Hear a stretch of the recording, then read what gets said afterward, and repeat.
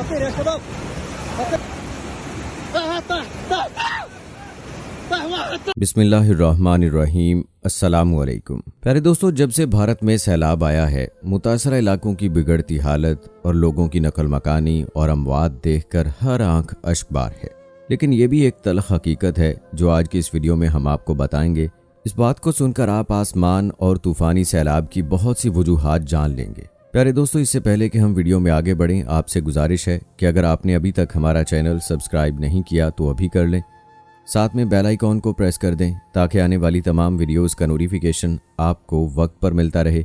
Video को like करें, share करें अपने दोस्तों के साथ और कमेंट बॉक्स में अपनी राय का इजहार लाजमी कीजिएगा। दोस्तों, ये वाक़या भारत के एक शहर गुजरात का है। गुजरात के इलाके में मुसलमानों की अक्सरियत आबाद थी और वहाँ पर कुछ शरपसंद हिंदू भी आबाद थे। प्यारे दोस्तों, इन हिंदुओं ने एक हाफिज कुरान के साथ ऐसा दर्दनाक सलूक किया कि उस इलाके में मौजूद बाकी मुसलमान तड़प कर रह गए।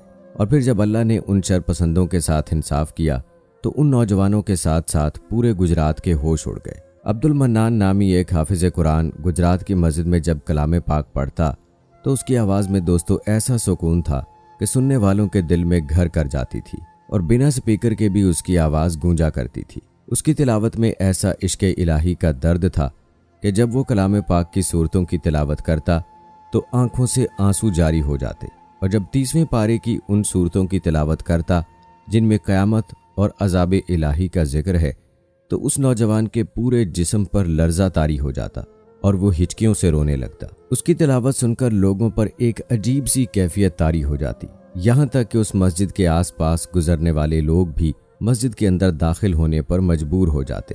वहाँ पर उड़ते हुए चरिंद परिंद भी उस मस्जिद के सहन में जमा हो जाते। अरे दोस्तों, ये उस नौजवान की अल्लाह ताला से मोहब्बत थी कि वो जब आंखें बंद करके कलाम पाक की तिलावत करता तो हर चीज़ से बेखबर हो जाता।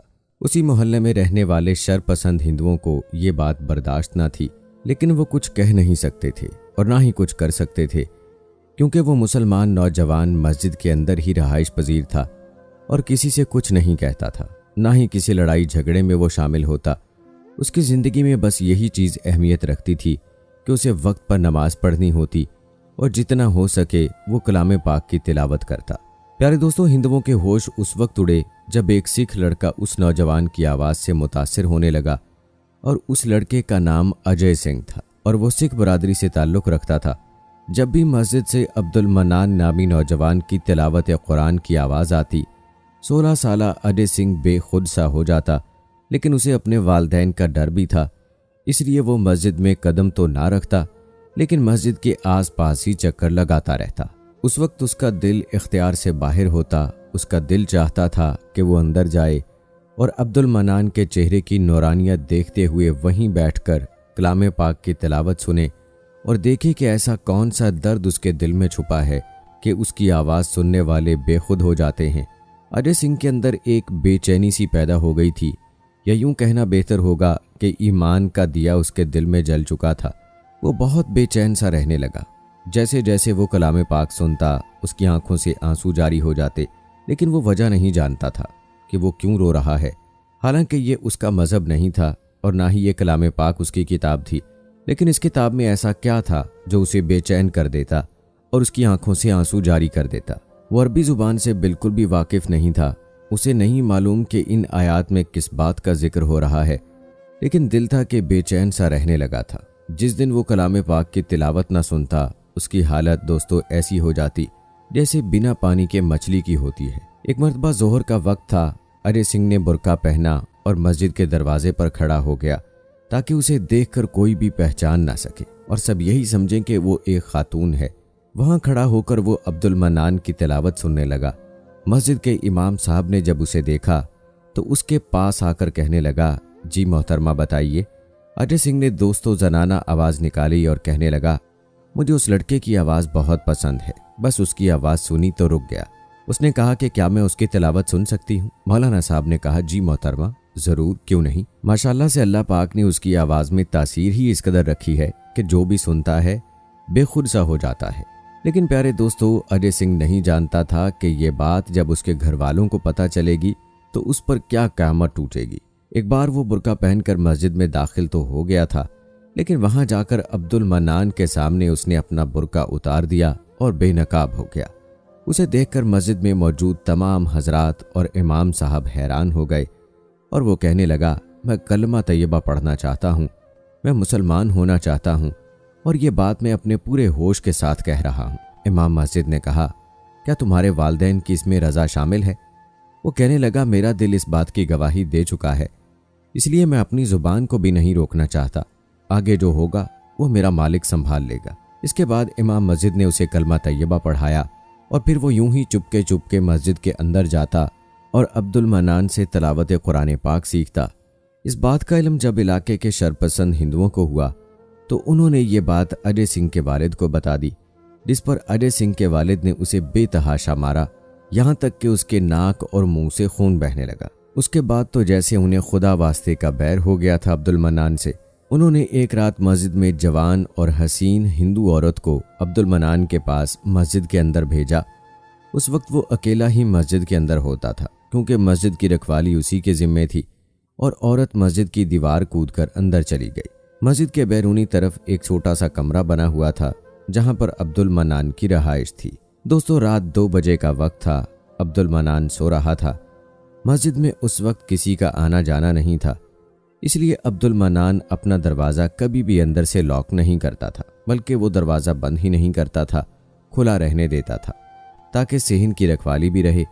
پھر 3 – 3:30 بجے اٹھ کر وہ تہجد کی نماز ادا کرتا اور مسجد کے صحن میں کلام پاک کی تلاوت شروع کر دیتا۔ وہ نیچی نگاہ والا نوجوان تھا، آج تک اس نے کسی عورت کو آنکھ اٹھا کر نہیں دیکھا تھا۔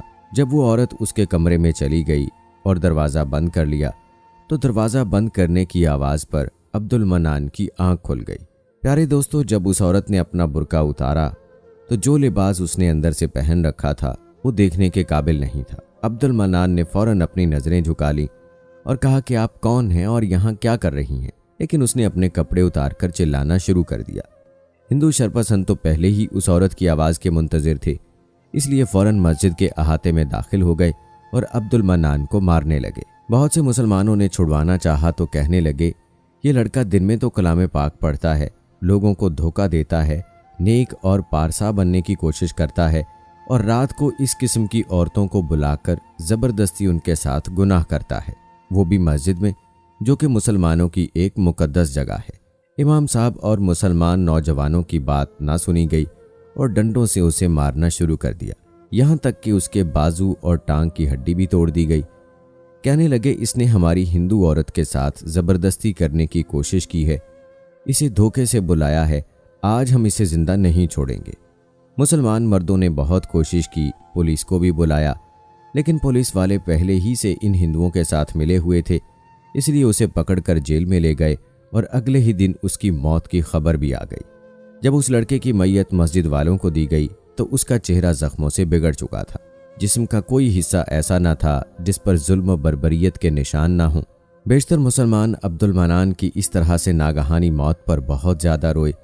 پیارے دوستو، اس واقعے کو ابھی چند ہی دن گزرے تھے کہ سیلاب اور طوفان کی خبریں عام ہونے لگیں، اور پھر گجرات میں وہ طوفان آیا کہ ہر طرف تباہی مچ گئی، اور وہ شرپسند ہندو نوجوان جنہوں نے فساد برپا کیا تھا اور وہ ہندو عورت جس نے عبد المنان پر جھوٹا الزام لگایا تھا، وہ سب پانی میں ڈوب کر مر گئے۔ ان کی لاشیں پانی میں بکھر چکی تھیں اور لوگ ان کی شناخت بھی نہیں کر پا رہے تھے۔